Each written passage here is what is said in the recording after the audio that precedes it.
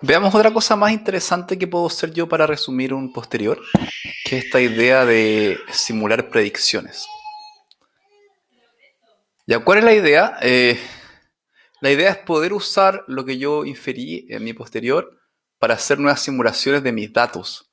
No de mi parámetro teta, porque que teta es algo no observable, es una cosa más abstracta que una creencia, un parámetro, sino de teta, de los datos directamente. En el caso del experimento de tirar el globo terráqueo, los datos serían la cantidad de éxitos que yo tengo, que está codificado por la likelihood. ¿Ya?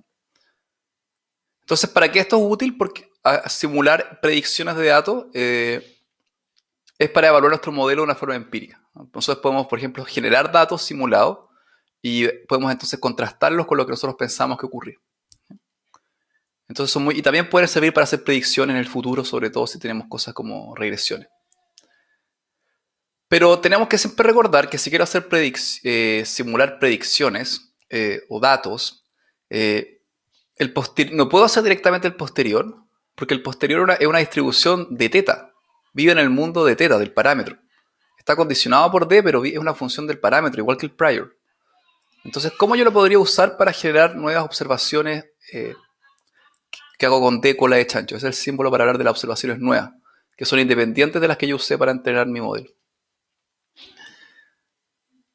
O sea, la idea, me gustaría tener una distribución que corra sobre datos nuevos, que dependa de lo que aprendí en el posterior y me permita a mí generar datos. Esa es la idea. Para hacerlo eso, hay otro concepto más, como que hablamos del prior, el posterior en el mundo bayesiano, que es el posterior predictive, que es la distribución posterior predictiva.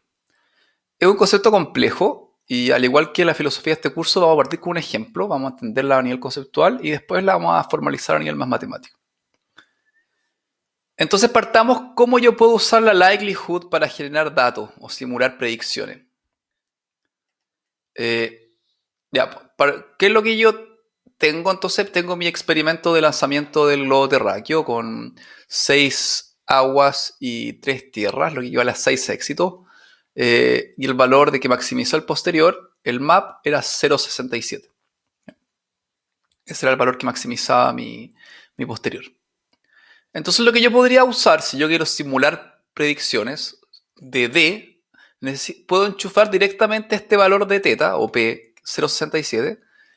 Lo puedo enchufar en mi likelihood, que es una binomial, parametrizada por el parámetro estimación puntual que yo hice de mi parámetro, y luego generar números. Acá voy a generar cosas que viven en el mundo de D. O sea, no van a ser cosas de 0 y 1, sino van a ser la cantidad de éxitos sobre 9 intentos. Entonces acá genero un número aleatorio usando una binomial que consiste en hacer 9 lanzamientos independientes con probabilidad de acierto 0,67. Por ejemplo, me da 6 éxitos. Ya, entonces es más o menos esperado porque en estos datos obtenemos 6 aguas de 9 lanzamientos, que es bastante parecido a lo que hicimos en los datos originales. De hecho, es igual a los datos originales que teníamos 6 aguas de 9 lanzamientos. Yo voy a repetir este proceso 100.000 veces y ver, ver el histograma, una sampling distribution de este experimento. Y entender un poco el histograma que me generaría es generar datos con mi likelihood parametrizada en mi estimador map de mi parámetro. ¿Ya? Entonces acá hago 100.000 ejemplos, 100.000 números aleatorios de contar la cantidad de éxitos al hacer 9 lanzamientos con probabilidad 0,67. Ya, si yo grafico Simple Hist, una forma de hacer histogramas de la librería Rethinking, que hace unos histogramas fáciles de hacer, y me da esto de acá. ¿Ya? Esto es una sampling distribution de cantidad de éxitos, cantidad de aguas, sobre 9 lanzamientos, repetido varias veces, con una probabilidad de acierto 0,67. Ya, acá lo tengo acá.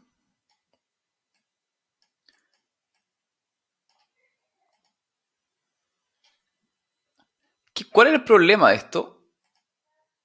Está lento, a mierda. Ahí está. Se me puso lento el R. Mientras R trabaja, les voy a mostrar pero es básicamente este diagrama que está acá, ¿ah? Que ya está calculado. Que ya está calculado.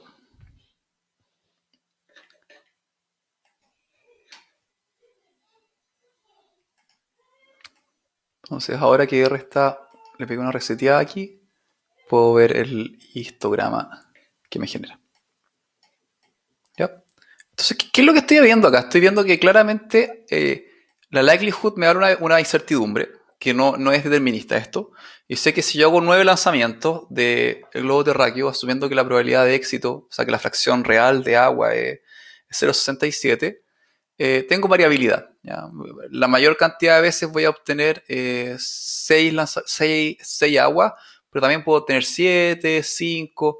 Muy poco probable que obtenga 0, 1, 2 o 9. Pero acá hay una incertidumbre que no estamos considerando, que viene del mundo bayesiano, que yo también tengo incertidumbre respecto a P, que no estoy 100% seguro que el valor de P vale 0,67. Es el valor más probable, pero también P podría valer 0,68, 0,7, 0,5. Entonces, esa incertidumbre no la estoy considerando cuando genero datos usando solamente la likelihood sobre una estimación puntual sacada del posterior. Entonces la idea sería cómo yo podría incorporar la incertidumbre de P, que yo tengo de P en el posterior, para generar datos, pero que incorpore esa incertidumbre, que la estoy matando cuando solamente uso el estimador puntual. Ya se dan cuenta que volvamos a cómo era mi posterior de acá. Mi posterior es así. Entonces yo sé que 0,67 es el más probable, pero acá hay hartos otros valores que tienen harta probabilidad. Entonces, a mí me gustaría poder incorporar todas estas posibles valores de P en mis predicciones, en mis simulaciones. Esa es la idea. ¿Cómo hago eso? Ahí para hacer eso necesito trabajar la posterior predictive. ¿Ya? Entonces, ¿qué es lo que pasa entonces? Podemos ver que aunque 6 aguas es el caso más frecuente, acá, igual 7 y 5 son bastante probables de ocurrir en esta distribución muestral que hicimos de samplear varias veces sobre mi likelihood parametrizada en mi estimador MAP. Entonces, estas predicciones claramente representan una observación a incertidumbre. O sea, para un valor fijo de P, el número de éxitos de aguas puede variar respecto a la función de likelihood, verosimilitud, a menos que P valiese 0 o P valiese 1, ahí claramente siempre serían todos iguales, o puras aguas o puras tierra. Pero claramente hay una fuente adicional de incertidumbre que nuestras predicciones no están tomando en cuenta. La incertidumbre sobre el valor de P. Y la distribución a posterior que nosotros hicimos sobre P lleva toda esta incertidumbre. Como hay incertidumbre respecto a P, cualquier cosa que dependa de P también debiese tener esta incertidumbre. Incluso la simulación de nuevas predicciones. Cuando nosotros llegamos y enchufamos una estimación puntual como el estimador MAP a mi likelihood,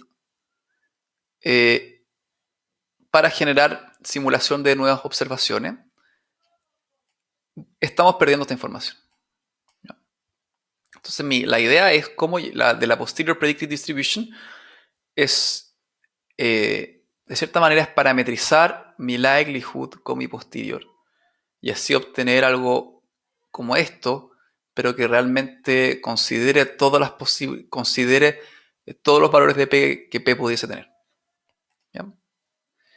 ¿Por qué? Porque esta pérdida de información nos lleva a tener una sobreconfianza y nos hace una simulación que no considera toda la incertidumbre posible. Nos dice que nosotros estamos muy confiados que P es 0,67. Entonces casi siempre estamos muy confiados de que siempre vamos a tener 6 aguas, por ejemplo. Pero la idea del mundo bayesiano es que siempre hay incertidumbre. Entonces la idea es poder incorporar toda la incertidumbre posible. Entonces a nosotros nos gustaría de alguna forma propagar la incertidumbre que tenemos sobre el valor de P en las predicciones que estamos haciendo, estas simulaciones de los datos de cola de chancho. ¿Cómo se hace esto? Lo que hay que hacer es promediar respecto a la densidad de P cuando se computan las predicciones. Entonces la idea es, por cada posible valor de P, hay una posible sampling distribution, un histograma posible de número de éxitos. O sea, este sería para el caso 0.67, pero podría tener un histograma distinto para 0.1, para 0.2, para 0.3, 0.4, 0.5, 0.6, 0.7. Entonces nosotros podríamos promediar todos estos histogramas para cada distinto valor en proporción a la probabilidad que le asigna el posterior. Y ese promedio ponderado es la Posterior Predicted Distribution, que es el concepto que quiero introducir, que me imagino que ahora no lo están entendiendo porque es complejo, pero allá vamos. Conceptualmente espero que me sigan con la idea de que usar solamente la likelihood con el map estimate para simular predicciones o datos futuros está sobreconfiado, es muy confiado. ¿Cuál es la idea? Esta es mi distribución posterior. Esta es mi distribución de P dado los datos. ¿No es cierto? Yo sé que lo más probable es 0.6, 67, pero también puede ser 0.7, 0.6, también tienen una probabilidad alta, mientras que 0.3, 0.2, 0.9 tienen una probabilidad más baja. ¿Ya? Entonces lo que yo podría hacer es para cada posible valor de P, acá lo estoy haciendo en un mundo discreto, 0.1, 0.2, 0.3, 0.4, 0.5, 0.6, 0.7, 0.8, 0.9, yo podría, para cada valor de P, simular datos con la likelihood, parametrizado con cada valor de P, y tener un histograma, que sería una sampling distribution. Un histograma cuando P vale 0.1, un histograma cuando P vale 0.2. Claramente estos histogramas, claro, cuando P vale chiquitito, le da más conteo a pocos éxitos, y cuando P vale un número grande, le da más conteo a hartos éxitos. ¿Ya? Y el que vimos nosotros, el óptimo, estaba por acá. Y después yo podría promediar todos estos histogramas, no un promedio simple, sino cada promedio ponderado por la probabilidad de cada histograma, que corresponde a su posterior. ¿Ya? O sea, este histograma de acá debiese ser mucho más importante que este histograma de acá, que tiene menos probabilidad posterior. Si yo hago este promedio ponderado, obtengo la Posterior Predicted Distribution, que si la miran, es distinta a esta de acá. Se parece, también la asigna más probabilidad al 6, pero tiene más incertidumbre. Entonces, a los valores extremos le asigna más probabilidad, o sea, le asigna más probabilidad a las colas. Porque sabemos que otros valores de P también son posibles. Entonces la figura de arriba muestra este promediado. ¿Ya? Esto es lo que hacen. Arriba tengo la posterior distribution y tomo 10 valores distintos de P en estas líneas verticales. En los plots del medio tengo las posibles distribución predictiva para cada posible valor de P. O sea, tengo la likelihood, distintas likelihood para distintos valores de P, los datos que me generaría. Entonces, las observaciones nunca son 100% exactas, ¿no? Certeras para cualquier valor de P, pero varían según su valor, ¿no? Entre más chico es P, tengo un histograma más cargado a la izquierda, más grande P, tengo un histograma más cargado a la derecha. Al final promediamos todos estos histogramas que salen de acá, usando probabilidades posterior, y básicamente tenemos un promedio ponderado de la frecuencia de cada observación, entre 0 y 9 muestras de agua.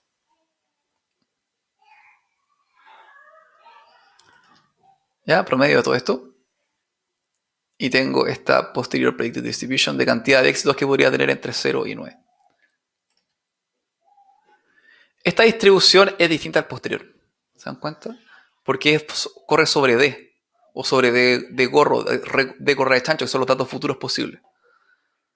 Pero incorpora toda la incertidumbre que nosotros aprendimos en la distribución posterior para el parámetro P. Y en el posterior tenemos tanto el prior como el likelihood, ¿no? Como resultado es mucho más honesta que la distribución de predicciones computada usando el estimador MAP. Es más honesta porque tiene toda la incertidumbre posible. Muy útil esta Posterior Predicted Distribution cuando ustedes ajustan un modelo bayesiano, usarlo para generar datos y compararlo, por ejemplo, con los datos que tenían, ¿ya? Y comparar estos histogramas. Porque esto refleja lo que nuestro modelo aprendió. Consideran toda la incertidumbre posible. No solamente un valor puntual, este es el mejor valor de mi parámetro, sino todos los posibles valores de mi parámetro.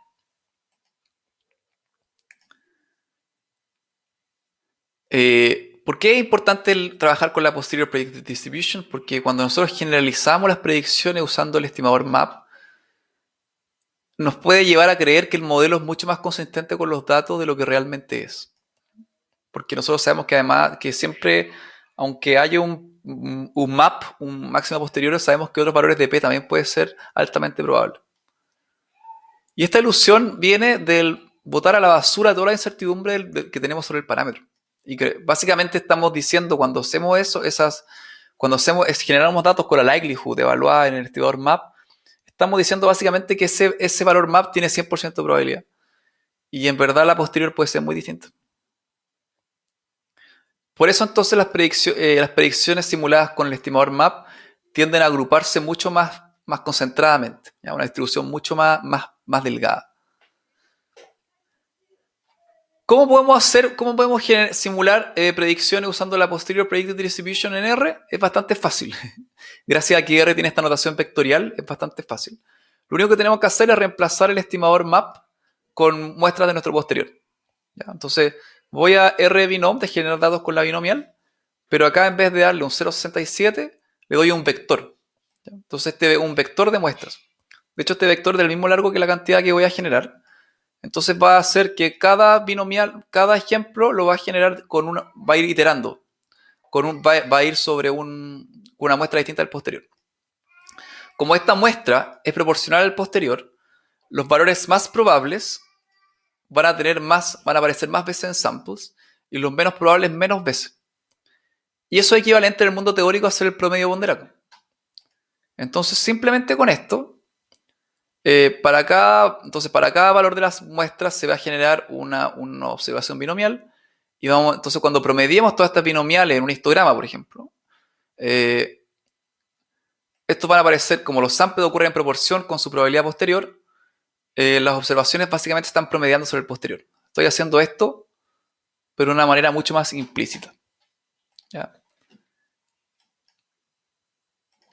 Vamos aquí a R y hagámoslo. Entonces, post-prediction, básicamente hago lo mismo que antes, pero le paso acá un vector. Acuérdense que samples es un vector que tiene 10.000 observaciones. ¿Tiene 10.000? Sí. Y acá estoy generando binomiales con estos de acá. Si voy acá y ahora grafico mi histograma, tengo una posterior predictive, que es una distribución. Ojo, que se dan cuenta primero que acá no está P, acá está la cantidad de éxitos para 9 intentos, que va entre 0 y 9. Y acá tengo claramente más incertidumbre. Acá 6 sigue siendo el más probable, pero ahora los valores de las colas tienen más probabilidad que antes, ¿ya? Y esto es mucho más honesto. Es una simulación de mis predicciones mucho más honesta que usar el map. ¿Ya? Entonces, eso es la posterior predictive. Ahora veámosla desde un punto de vista más matemático, más teórico. ¿Ya? Veamos qué es conceptualmente la posterior predictive, así como entendemos lo que es la posterior y la prior, qué es la posterior predictive. Ya acá nos estamos pasando en el libro de Gell-Mann, que es la Biblia de la inferencia bayesiana, el libro más serio. Nosotros yo uso harto el Rethinking, pero Rethinking es un libro más conceptual. Gell-Mann, Bayesian Data Analysis, es el libro real, más serio y matemático de la estadística bayesiana. Ya, entonces, ¿cómo él formaliza la Posterior Predictive Distribution? Decimos entonces, después de que D ha sido observado, construimos nuestro posterior y nosotros podríamos tratar de predecir otra variable observable. Acuérdense que D es observable y θ no es observable. D cola de chancho del mismo proceso. Entonces, nuestro experimento de cola de chancho podría ser una aún no registrada cantidad de aguas en un nuevo experimento de tirar el globo terráqueo.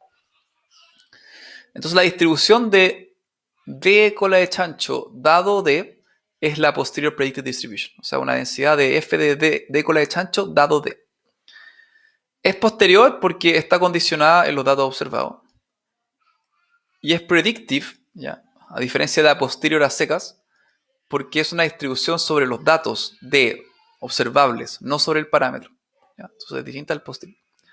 ¿Cómo se enchufa el posterior acá? Hay que jugar un poco con marginalización y definiciones de probabilidades condicionales. ¿Ya? Esto es la definición formal matemática de la posterior predicted distribution. Entonces, la densidad de f de cola de chancho, que son los datos futuros, dados los datos observados. ¿Y qué es lo que hago? Primero lo trato siempre cuando tengo una distribución desconocida, pero conozco cosas, le enchufo la que yo conozco, teta, y esto se llama marginar. Entonces le agrego lo trato como una distribución conjunta, pero promediada o integrada sobre todos los posibles valores de teta. Este es el clásico truco de marginar, que es equivalente a probabilidades totales en el mundo continuo. Ya, entonces ahora tengo que mi posterior predictive tiene esta forma de acá. Y cuando tengo estas distribuciones condicionales, ¿ya? Ustedes siempre pueden hacer trucos con esta parte de acá, como, no sé, teorema de Valle o las definiciones de probabilidad condicional, y asumir que todo lo que hagan siempre va a estar condicionado por D. Entonces yo D, teta, esta probabilidad conjunta de D con la chancho, teta, lo puedo tratar como la clásico truco de la probabilidad condicional, pero para el otro lado. Esto es lo mismo que f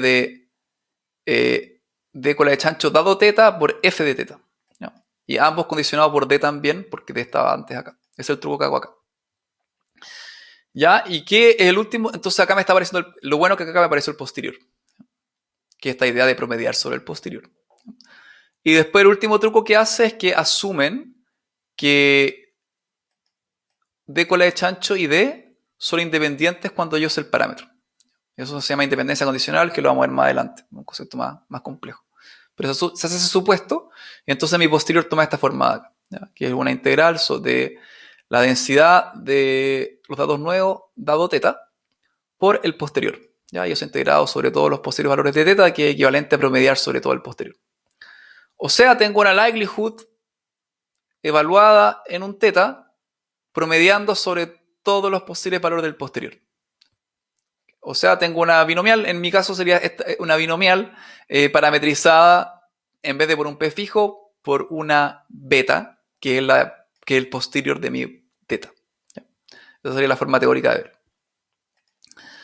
Ya, en nuestro caso particular, acuérdense que siempre el ejemplo de la binomial y con el prior uniforme, prior beta, que sale una posterior beta, es el caso en que todo se puede hacer analíticamente, y de hecho la posterior predictive también que acabamos de hacer, también tiene forma cerrada. ¿Ya? Entonces, cuando el posterior es una distribución beta y la likelihood es binomial, o sea que son conjugados, como nuestro experimento del lanzamiento del globo terráqueo, la posterior predicted distribution tiene una forma cerrada, matemática, que se define por la distribución beta binomial. ¿Ya? Que se llama bien como lo que uno espera conceptualmente que es. ¿Qué es la beta binomial? Es una distribución muy parecida a lo binomial, pero la probabilidad de éxito, en vez de estar fijo, viene de una distribución beta. Entonces, básicamente es una mezcla de dos distribuciones, de una binomial con una beta, que es exactamente lo que tenemos acá nosotros. ¿Ya? Y de hecho, la librería Rethinking viene con un R beta binomial, y les quiero mostrar que haría el mismo posterior predictive distribution. ¿Ya? Entonces, la R beta binomial, le puedo decir, ya, genérame ahora 10.000 datos, donde tengo siempre 9 intentos, y le doy los parámetros shape 1 y shape 2, que son los parámetros de la beta, que acuérdense que era el número de éxitos más 1 y el número de fracasos más 1. Entonces 7 y 4. Y yo genero datos con esto de acá y después grafico el histograma. Es exactamente igual al que hicimos antes. Igual al que hicimos usando el generar datos con la binomial, enchufándole muestras del posterior, me da lo mismo. Me da exactamente lo mismo. El mismo tipo de... Obviamente son aleatorias, hay variación, pero conceptualmente, si uno lo genera varias veces, van a dar cuenta que en promedio son los mismos histogramas.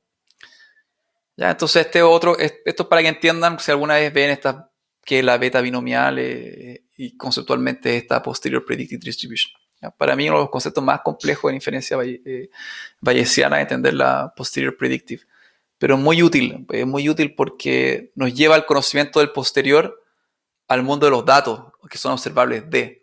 Y D generalmente es mucho más fácil de entender que teta. Teta generalmente siempre es algo como abstracto, que un parámetro.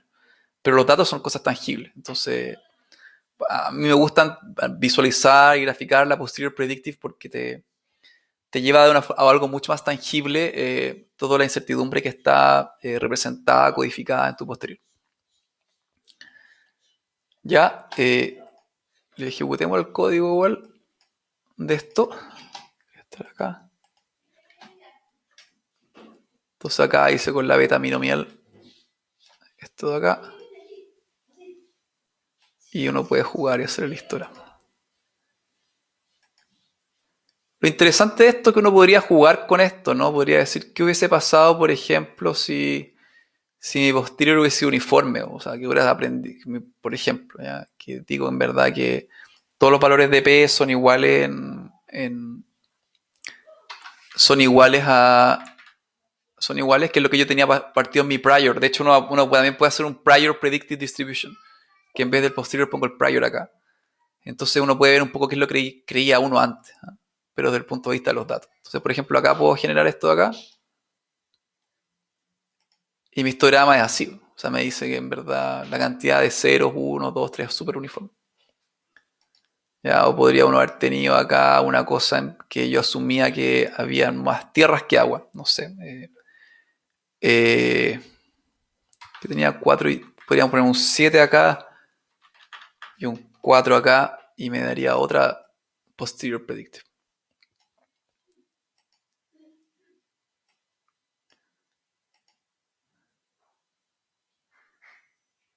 Eso, es parecido. Ah, parece que lo tendría que haber corrido. Hice lo mismo, ¿no? No, tiene que ser lo que tenemos que invertir. 4 y 7, ahí sí. Ahí sí. 4 éxitos y 7 fracasos. Ahí debería generarme otra distribución. Ya, perfecto. Eso es lo que les quería mostrar. Y vamos a preocuparnos de dejarlo bien esto. 4 o 7. Ya. Eso. Súper interesante el concepto de la posterior predictive. Mastíquenlo un poco, analicen esto gráfico ustedes. Creo que es un concepto que igual toma tiempo en madurar. Ya, pues con esto estamos cerrando la clase de resumir un posterior. Conclusiones, que en esta clase introdujimos las técnicas principales para poder manipular una distribución posterior. Principalmente vimos que una de las herramientas principales es trabajar con muestras, ¿ya? Con muestras del posterior, así que con muestras de estos parámetros, y es mucho más fácil trabajar con estas muestras. ¿Por qué? Porque cuando trabajamos con muestras, todo el problema de calcular estadísticas de resumen o intervalo se convierte de un problema de cálculo integral en un problema de resumir un dataset de estadística descriptiva. Entonces estas muestras las podemos usar para producir intervalos, para hacer estimadores puntuales o para hacer posterior predictive checks, que es esta idea de que yo genero datos con la posterior predictive y así entiendo mejor qué es lo que mi modelo cree del mundo, ¿ya? Y también otro tipo de simulaciones. Las posterior predictive checks nos combinan la incertidumbre de los parámetros descritos por la distribución a posterior con la incertidumbre que tenemos sobre los datos descrita por la likelihood, ¿ya? Lo combina todo en una sola cosa. Y esto es muy útil para entender el comportamiento de un modelo. Y con eso terminamos la segunda parte del capítulo de diferencia bayesiana. Ya en la próxima clase vamos a empezar a hablar de regresiones lineales bayesianas. Eso, nos vemos. Chao, chao.